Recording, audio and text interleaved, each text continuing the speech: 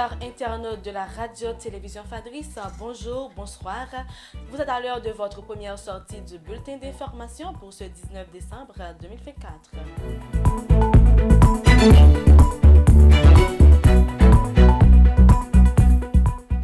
Plus de 700 000 personnes déplacées en Haïti sont en quête de refuge et vivent dans des conditions épouvantables, estime le groupe d'appui aux rapatriés et réfugiés GAR à la Journée internationale des migrants hier mercredi 18 décembre 2024.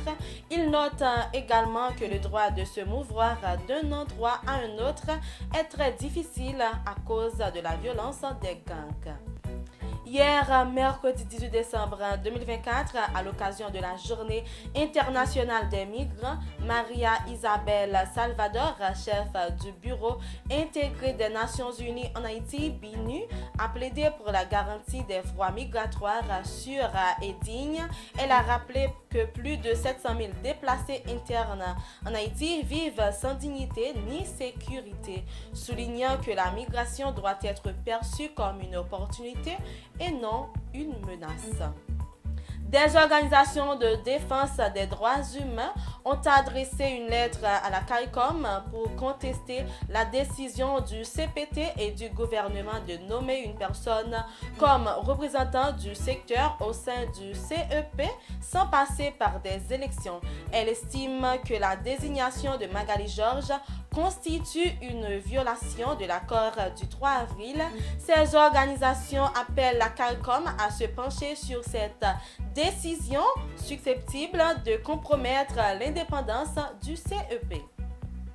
Le ministère de la Santé publique et de la Population, dans une circulaire datée 17 décembre 2024, exige les institutions sanitaires à procurer un repas 3 fois par jour aux résidents de leur structure.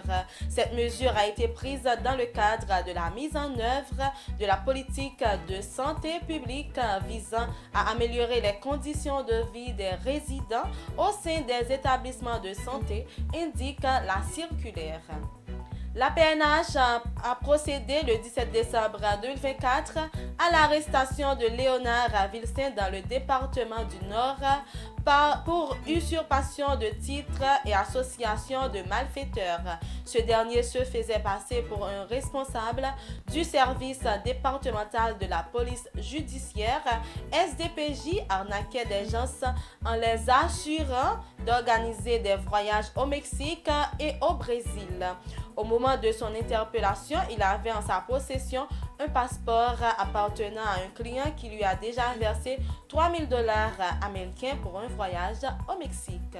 À l'échelle internationale,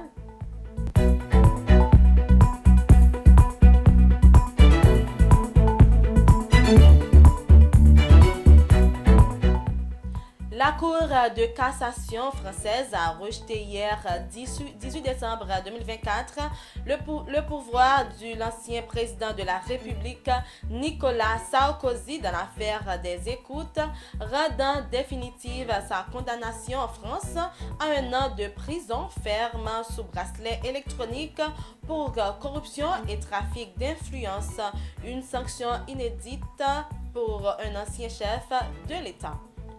La justice guinéenne a condamné à 5 ans de prison mercredi 18 décembre 2024 un ancien ministre de la Défense du président Alpha Condé, renversé par un putsch en 2021 pour détournement de fonds publics, enrichissement illicite, blanchiment de capitaux et corruption d'agents publics. Auditeurs internautes de la radio-télévision Fadris, c'est la fin de votre bulletin d'information. Merci de l'avoir suivi. C'était avec vous pour la présentation Vanessa Cédouane.